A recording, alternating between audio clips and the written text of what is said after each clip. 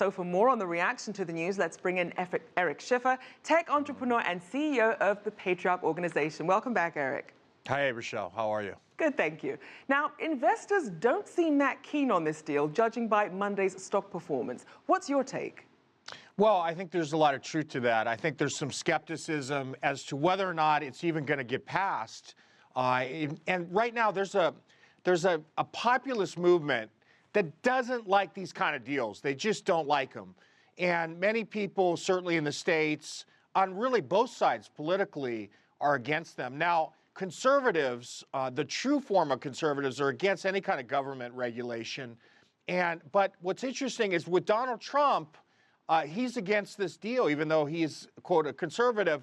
I think it's more because he's really against the media, doesn't like the media, and so this is a way for him to shut him down. So definitely politics playing a role there. So what about AT&T's defense? They're saying, is it accurate that they're saying that this deal will increase competition and be good for consumers? What do you think of that statement? Well, I don't know that it will increase competition, but certainly it's not going to hurt competition because this is a vertical merger. And what that means is you're talking about one company like AT&T that has all of the pipes, okay? So they have the equipment that allows content to distribute. And then you have the other side, which is the content player, which is Time Warner. They've created all of this different content. So I think that, and what's interesting also is another piece of this component, Time Warner used to have their own cable distribution.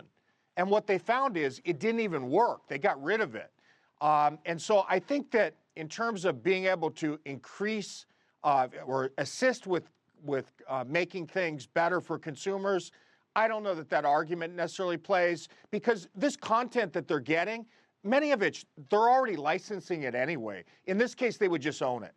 Now, what about the timing of this deal? Why do you think we're seeing this happen now?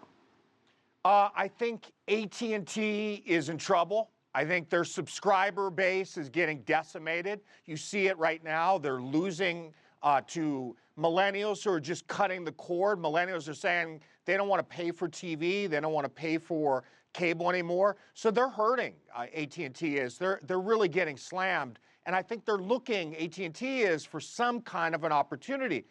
On the other side is you have Time Warner, who suddenly now someone's coming to them with this gigantic check.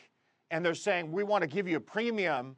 And they've been looking to sell for some time. They tried to sell, as you reported just a little bit ago, to COMCAST. They couldn't do the deal. So this is an opportunity for them to get a big check and to exit out. That's what the components are, the underlying forces. Now, what about the pros and cons for consumers? For example, can AT&T customers expect faster streaming services, better pricing, or should they curb their enthusiasm for now?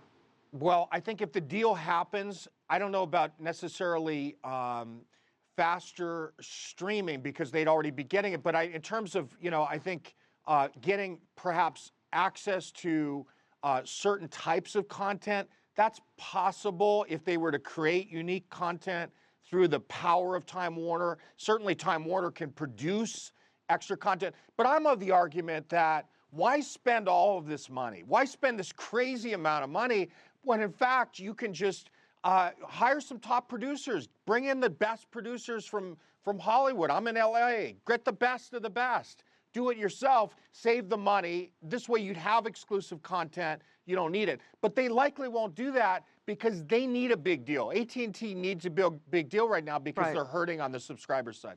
Now, LA, obviously a long way away from Washington, and we're seeing that both presidential candidates have voiced their concerns. Donald Trump saying that's too much power in too few hands, and Hillary Clinton saying regulators will need to really scrutinize this deal. So with all this skepticism already, what's the likelihood of this deal actually becoming a reality? I think I would take a quarter, I would flip the quarter, and then I'd flip it again, and that's probably your likelihood. Well, the tough odds indeed. Thank you so much for joining us. Eric Schiffer, live from Los Angeles. Thank you.